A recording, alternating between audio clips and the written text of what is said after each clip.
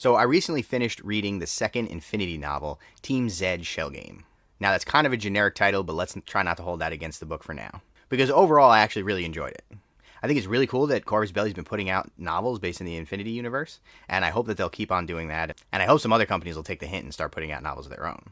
I have some thoughts, both pro and con, but before we get into that, I think it'll be a good idea for me to go through a summary of the story for those that may not have read the book or for those that might need a refresher. If you haven't read it yet, I do recommend that you check it out before you watch the rest of this video because this is going to contain massive spoilers for the whole thing. So you've been warned. So let's go into the plot in a little bit of detail, and then we'll come back and talk a little bit more about it. A data breach is disrupting the Yuqing financial system, causing widespread destabilization across the human sphere. It's suspected that it was caused by an attack that originated on Tunguska. The three Nomad motherships are converging in response, and there are fears that they're planning to announce that they're abandoning the defense of the human sphere due to the backlash. On Tunguska, Mahir, a Danavis hacker, and his friend Ridhan, a Shukra consultant, are discussing their secret mission from the AI Aleph. They've been sent to the Nomad mothership on a long-term mission to try to infiltrate their servers and give Aleph access. The Nomads have their own data sphere, an alternative to Maya, known as Arachne. They've successfully kept it isolated from Aleph, and she wants access. The two men meet with a hacker, who should be able to give them access to one of the mainframes, where they'll be able to complete their infiltration. As they talk, they both see an advertisement on a monitor that contains encrypted information meant for them. On Corregidor, a man named Declan Canodi is getting a team together. He has ambitions to join the Mobile Brigada, but wants to build a name for himself first, so he's putting a team together to do a high-profile job. He's joined by Hamina Cruz, a well-known and talented hacker, along with her remote, Parachit. Pitar Voz, a large man who has ambitions of joining the Kriza Borax. Rosa Smith, a woman from Bakunin, with body modifications, including blue skin and inhuman-looking features. Matthias Kamani, a smaller man who's a security expert, aka a thief. And finally, Nia Caustic, an old friend of Declan's mother, who used to work as a Daktari. Declan explains the job to them. They'll be going into Ganger territory to steal some valuable loot. Some of the team members are reluctant to agree, until Declan promises them each something that they want. They briefly discuss what they should call their unit, and Voz suggests that they be called Team Z. After all, they're not the A-Team. Mahir and Radan had been given orders to investigate the origin of the financial attack. They have to go to Corregidor to track down the signal, and hopefully make it back in time to meet with the hacker to finish their original mission. The team is in transit to the heist, and Cruz thinks to herself about how she doesn't trust people. They don't seem to trust her either, so she tends to move from crew to crew, never sticking with the same group for long. She gets into an argument with Declan, telling the man that she doesn't think his plan is very good, but he insists that they go through with it. Nia then tries to reassure her, and then Declan gives a little pep talk to the rest of the team, but Cruz is still unsure. Mahir and Radan make their way to Corregidor and try to zero in on the source of the attack. They sense another presence in the area and get into a firefight with a small group of people who seem to disintegrate when they get shot. They have their enemies on the back foot when a remote emerges and tries to attack them. Mahir tries to hack it, but finds that it has an unusual defense, and he resorts back to his firearms. Despite his best efforts, the remote stabs Radan, and Mahir lays into it until it's damaged enough that it runs away. The team makes their way to Lobos territory and heads towards their target vault when they're suddenly attacked by automated turrets. They weren't expecting them, but they're able to disable them, but it turns out it was just a distraction. They're attacked by Lobos, who push them back into a corner, where the team is completely surrounded. Declan tries to make a heroic stand, firing at the approaching attackers, but he's shot and almost immediately killed. Radan finds himself struggling with his consciousness. Eventually, he remembers who he is, and what happened to him when he was fighting the remote. He then remembers that he had arranged to have a backup of himself made, which he had successfully uploaded just before the remote killed him. He wanders into Arachne, in the Quantronic realm, and tries to figure out how he'll get back to the physical world to continue helping Mahir. Nia tries to help Declan, but finds that it's no use. The rest of the team seems to be stunned, barely holding off their attackers and waiting for the inevitable. Cruz realizes that she has to do something, so she accesses scans that Parachit had taken of the area and finds a service tunnel that should let them escape. They make their way out and try to decide how they go back to their safe house when Parachit starts acting strange. It typically responds to all of Cruz's commands, but for some reason it disobeys her and starts heading off, causing the group to follow. Mahir tries to chase after their attackers, hoping that if he discovers their identity, it'll get him closer to solving the mystery of the cyber attacks. He's able to track the remote that's leaking fluid, and eventually he corners it. Suddenly, another remote appears and attacks the one he's targeting, which is soon followed by a blue woman with swords and a large man with a machine gun. They begin brutally attacking the remote, and Mahir tries to stop them, hoping that he can get information out of it, but it's no use. The team, minus Declan, arrives back at the safe house and tends to their wounds. Mahir had offered to finance the team if they would agree to help him, Cruz is reluctant to continue serving as their leader, but Mahir explains that he's working for O12, investigating the financial crisis, and the team gets upset. He then reassures them that he doesn't suspect that nomads are the culprits. He believes it's an outside organization. He adds that they'll be rewarded with everything Declan promised them, and more. Radon is in cyberspace, trying to figure out who would have been responsible for the cyber attacks. Yu Jing was the biggest victim, but maybe that was all part of their plan. Pan O was Yu Jing's biggest rival, but they were also hurt in the financial collapse. Haq Islam was too busy with philosophy. The nomad seemed the most obvious choice, but it didn't feel right to him. Suddenly, he senses danger, as firewalls pop up and surround him. He's a powerful hacker, but whoever's after him is very good.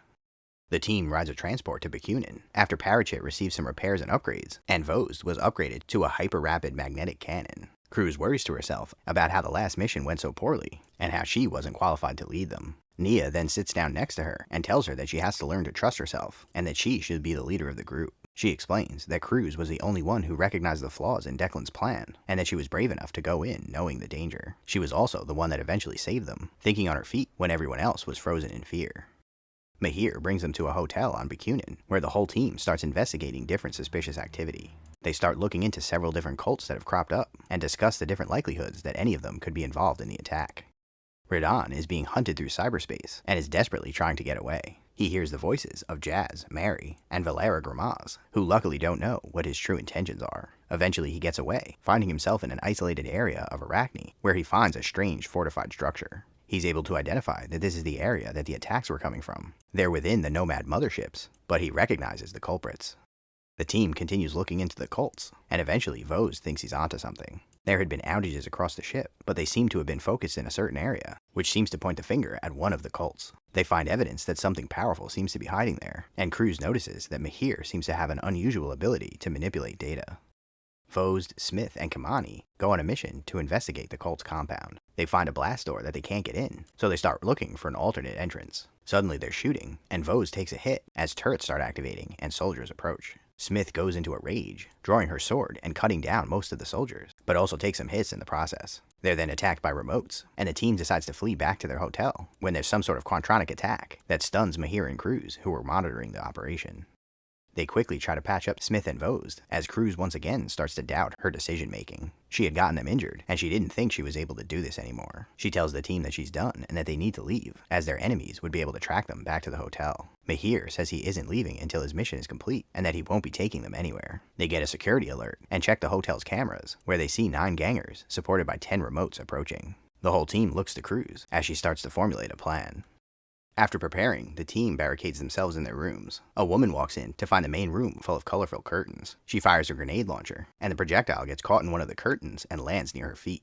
As it explodes, Mahir opens fire, killing the first wave of attackers before the remotes begin flooding into the room. Vost unloads with his cannon, but the remotes make it to their rooms, and Cruz begins trying to hack them. Smith attacks with her swords, and the team's able to take out several of the remotes, but soon the battle starts to turn. As they start to get overwhelmed, Mahir runs out of his room, laying down fire, and then tries to escape past the attackers. He makes it out of the hotel room and runs down a hallway, before slamming into a massive object that was invisible in the augmented reality display he was looking through. It opens fire at him, and he deactivates his display to find that it is a large, bull-like combat remote. It barrels into him, launching him across the room, and as he recovers, he starts trying to hack the machine. He's finally successful and is able to turn it off, as the rest of the team sweeps up the last of the attackers.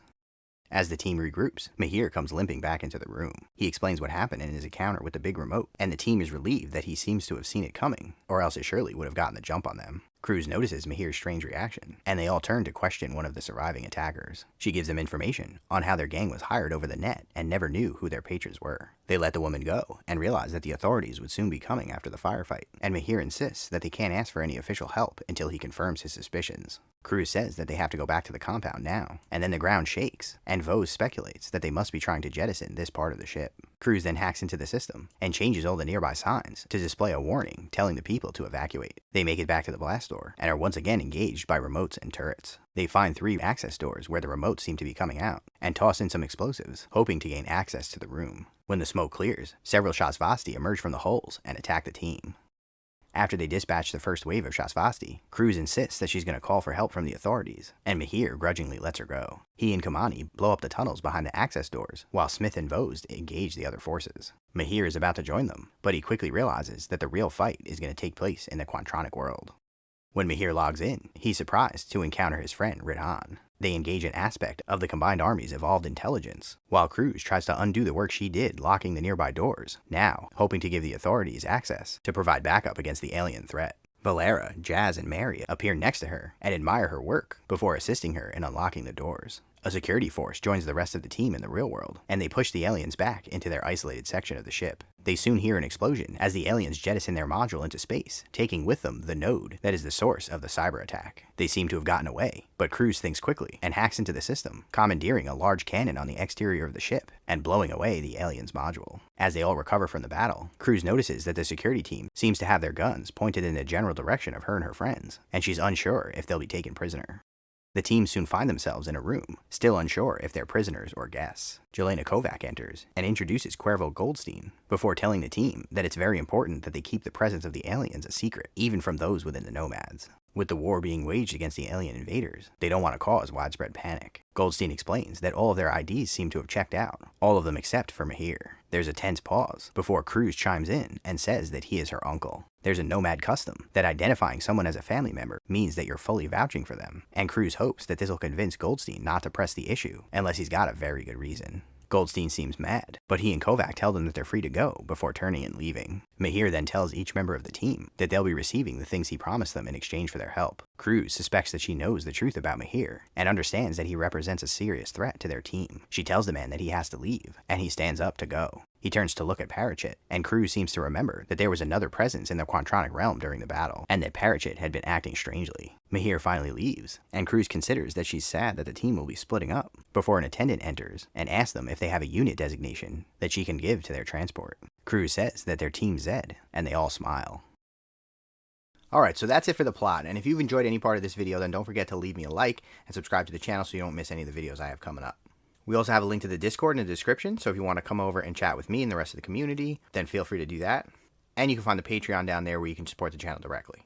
But getting back to the book, like I said, I really enjoyed the novel, and if there's anything in there that you found kind of interesting, then I definitely recommend you give it a shot. Overall, I thought the plot of the story was really well paced, and it kept me interested pretty much throughout. In addition, I thought it was really cool because we got this interesting tour of all of the Nomad motherships, and we got a little bit of an insight into the culture of the different ships, as well as some of the types of people that you might meet in those places. But let me start off with a couple of little criticisms that I had, and granted, some of these are going to be nitpicks, but they're just the thoughts that I had left when I finished up reading the story. First of all, I thought some of the twists at the end of the book were very predictable. And I'm not sure if it was intentional that they were supposed to be telegraphed so heavily, but the twist with the combined army being the ultimate villain at the end, I saw coming a mile away. And even the twist with Radon coming back and being in the Quantronic realm and kind of taking over Parachit, it was handled kind of strangely. On the one hand, it was very obvious that that was what was going on, but on the other hand, that part of the story wasn't really developed that well. I felt like we should have known a little bit more about what Radon was doing, or we shouldn't have heard from him after he died, and then there should have been an actual surprise at the end when it was revealed that he was alive the whole time. But as it stood, I felt like that part of the story was kind of in this weird middle ground that didn't really work very well for me. Speaking of the ending, I thought that the combat sequences in the book were done really well, but I think the combat sequence at the end, there was way too much plot armor going on. In every other combat encounter, one of the main characters gets injured, they take some damage, they get beat up a little bit. But we get to this last climactic encounter at the end where there's all these combined army forces on the ship, and no one seems to get hurt. It seemed like they were super outnumbered while the struggle was going on in the Quantronic realm to unlock the doors and let the security team in, but somehow they come out relatively unscathed, and it seemed a little bit cheap. Especially after every other combat encounter, we saw that they were not particularly outnumbered and they were still taking hits and having a really hard time. And the last thing I wanted to point out was that I think some of the side characters were a little bit flat. In particular, Rosa and Pitar, they were very one-dimensional characters, and we didn't really get a good sense for their personality or kind of what they were really doing in the story. I think this was true for Matthias as well, but at least we got a little bit of conflict between him and Cruz, which was kind of interesting, and also the fact that he was also like this weird cyber junkie, which was kind of a cool detail. Though I will say on that point that it would be interesting to see a sequel to this story where we get a little bit more of those characters. And obviously they weren't the focus of this book, but I think it just left me wanting a little bit more from them. But now let's get to some of the things that I thought were really good in the story. First of all, I think it was super interesting the way they handled Declan's character at the beginning of the story. For the first few chapters, he's set up to be the protagonist. We see the story from his point of view, and he seems like he's the leader of this team that he organized and got together himself. And then he just dies. Just like that. Doesn't save the day, doesn't defeat the bad guys, he just dies. And then we get left in this position where all these other characters who don't seem like they would be really good leaders or protagonists for the story end up kind of struggling to determine which of them is going to be the one to step up. So it's cool because it was really unexpected, but it's also interesting because it gets into the next point that I want to make, which is that I think some of the main characters were actually developed really well in the story. Cruz was an interesting character, and some of the internal monologue that she had with herself, as well as the conversations that she was having with Nia about her struggles with choosing whether she wants to become a leader and how she actually would fit into that role, were really interesting and well done. I only touched on it briefly in the summary of the story, but if you read the novel yourself, you're going to see that some of that stuff was really interesting, where she struggles with her identity as sort of a loner and someone who doesn't trust other people and therefore doesn't get any trust in return. And the fact that she clearly has some of the qualities of a good leader, and she's certainly the only one amongst the group that could fulfill that role. There's a point where she starts thinking to herself that she's actually really good at thinking on her feet and finding solutions for complicated problems, and that's the point where she decides that maybe she should actually step up and take over that role. Even at the end of the novel, she still hasn't fully embraced her role as the leader, but it's a really interesting path that she goes on. And of course, if there ever was a sequel, it would be interesting to see how she fits in as a leader once she's fully embraced it. Another thing that I think was really cool in the novel is the insight that we get into Aleph and the nomad culture and how they're sort of at odds with each other. Aleph is obviously this all-powerful AI that controls most of the human sphere, but they have no control over the nomads. The nomads keep themselves isolated, and they see themselves as these sort of like resistance fighters who oppose the AI who took over the rest of the human sphere, and they're holding on to their last semblances of freedom. That plot point reminds me a little bit of a less extreme version of Cortana in Halo 5, I think it was, where she sort of imposed this sense of security on the galaxy, but at the end of a gun. And obviously that's not exactly what Aleph is doing, but you can see how the nomads might sort of see it that way. And then on the other hand, you have these agents of Aleph who really just want to get into Arachne to be able to collect more data and have control over the rest of these people, and at least they believe that they're doing it for the right reasons. It's for the good of the whole human sphere if our destinies are left to the AI rather than capricious humans. It's a really interesting, really sci-fi aspect of the story, and I know which side I come down on, but you can definitely see both sides of the conversation. And I thought we got some really good insight into that through the characters in this story. And then the last thing here I wanted to highlight is a smaller detail that you see throughout the novel, which is that most of the characters in the book actually speak some Spanish, and they kind of intermix it with English in the way that a lot of bilingual people that I know in the United States do. And Nia actually does the same thing, but with Swahili. All of this is obviously because of the history of the nomads and where they come from, and the cultures that they're drawn from on Earth. But I thought it was a really interesting detail because it's not something that's really focused on in the story, but they slide little tidbits of it in there every once in a while, and it kind of reminds you of where these people come from, and you get a little bit more of a sense of their culture. Corvus Belli's definitely been criticized for the lack of diversity in the product line, in addition to the way that they handle some of the background of the different nations in the story, particularly Black and Hispanic people. So it's interesting to think that most or all of the characters in this story are brown. Another little detail that was touched on was the fact that Mahir and Radahn sort of develop these feelings for humans where they become a little bit more sympathetic towards them, and they talk about the fact that because they've gone a little bit off mission, that they're actually going to be decommissioned when they return to Aleph. It was kind of a minor point in the story, but it's interesting to consider that even though Aleph is this all-powerful AI, the programs that she makes to do her bidding have these flaws, and they sometimes just completely go rogue. Not something you really expect from an all-powerful AI, but it does add some interesting detail to the story, and I hope that's something that comes up again in future novels. But anyway, that's all I got for you for now, so if you read the novel, then drop a comment below and let me know what you liked and what you didn't like about it, and what your overall take was. And if you didn't read it and you just listened to my summary, then let me know if you found that helpful or interesting, and if you think that it's piqued your interest to actually go pick up the book yourself. Anyway, don't forget to like and subscribe, and consider sharing the video with a friend who you think might find it interesting. Huge thank you to the Extremely Cool Kids tier on the Patreon, the Steam Powered Scoundrels, Dogmatized, and Biclops Gladiator Games, and thanks for watching.